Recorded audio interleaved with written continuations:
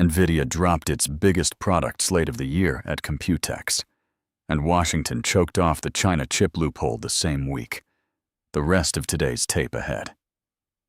Let's get into it. Jensen Huang opened Computex 2026 in Taipei with NVIDIA's broadest single-day product launch of the year. The RTX Spark Superchip pairs a 6144-core Blackwell GPU with a 20-core Grace CPU over NVLink. Nemotron 3 Ultra, 550 billion parameters, 55 billion active, now tops US open weights rankings at over 300 tokens per second, 5 times faster inference, 30% lower cost. Cosmos 3, the first fully open physical AI Omni model, ranks number 1 across 7 robotics benchmarks. But the headline isn't the silicon, it's Huang's framing. He explicitly called NVIDIA an infrastructure company, the same re-rating playbook Microsoft used in 2014 to escape its software vendor multiple. The bear case. NVIDIA needs that multiple expansion to defend its valuation as hyperscaler CapEx peaks, and a keynote doesn't change the export control math hitting the same week. If RTX Spark laptops undercut the 4,000 seats in DGX Spark desktop materially this autumn, the consumer AI volume thesis re-rates. If not, this stays a B2B story. The U.S. Commerce Department on Sunday dropped surprise guidance requiring licenses for advanced chips destined for any entity headquartered in China, no matter where that entity physically operates. Industry sources estimate hundreds of thousands of NVIDIA and AMD chips moved through Malaysian and overseas subsidiaries before today, a 13-month gap that opened when Commerce paused the AI diffusion rule in May 2025. The timing is deliberate. It lands the same week as the Computex push we just covered, tightening the screws on Blackwell, RTX Pro, and AMD's Instinct line in a single move. The bear case. This is a direct revenue headwind for both NVDA and AMD, and unlike past restrictions, it doesn't grandfather pending orders. The forward signal is Beijing's response. If China retaliates on rare earths or US listings, the trade rotates fast. If the response is muted, expect a relief bid running into NVIDIA's August quarter print. Also at Computex, NVIDIA confirmed Vera Rubin, a platform of 7 new chips, is now in full production. AWS, Google Cloud, Microsoft, and Oracle Cloud Infrastructure are first deployers, with shipments starting in the second half of 2026. The cleanest number is a 10 times reduction in inference token cost versus Blackwell, and 4 times fewer GPUs to train mixture of experts models. That second metric is what lands directly in hyperscaler CapEx models this quarter. But here's the bear case, and it's not subtle.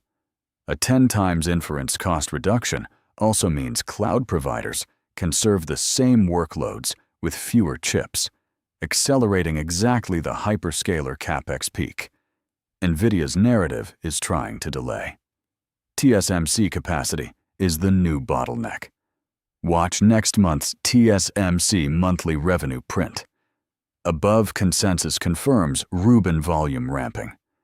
Below trend signals yield or substrate constraints, and the supply chain trade unwinds before NVDA reports.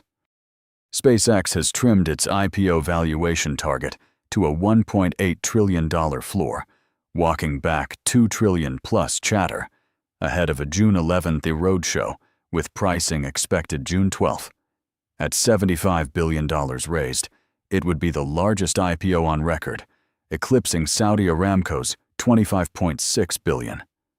The company posted $18.7 billion in 2025 revenue and $4.7 billion in Q1 alone. This is the binary liquidity event for late 2026 AI markets, and it's not isolated. Anthropic's $45 billion compute contract, disclosed in SpaceX's S1, ties Starlink's data center build-out directly to the same CapEx thesis driving the NVIDIA cycle. The bear case. Musk publicly called the TRIM reporting false, the kind of CEO versus bankers friction that historically widens spreads on pricing day. June 12th is the first quotable read. Above 1.8 trillion validates the roadshow. Materially below resets the OpenAI IPO timeline behind it. IBM and Red Hat have committed $5 billion to Project Lightwell, an enterprise clearinghouse using frontier AI plus 20,000 engineers to identify, prioritize, and patch open-source software vulnerabilities at scale. Anchor pilots include Bank of America, JP Morgan, Visa, Goldman Sachs, and Morgan Stanley, the systemically important financial customer set IBM has historically owned. Commercial launch targeted in 30 days, priced per software package consumed.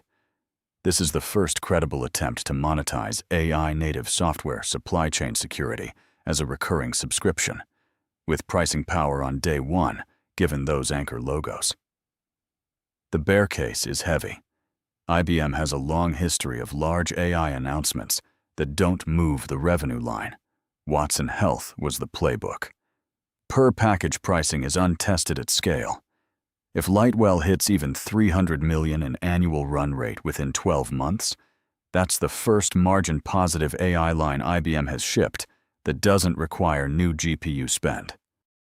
The through line tonight. NVIDIA owned the cycle on every axis: product, narrative, and now policy. Rubin in production, Spark for consumers, the China loophole closed, and an infrastructure pitch that could re-rate the entire stack. Subscribe.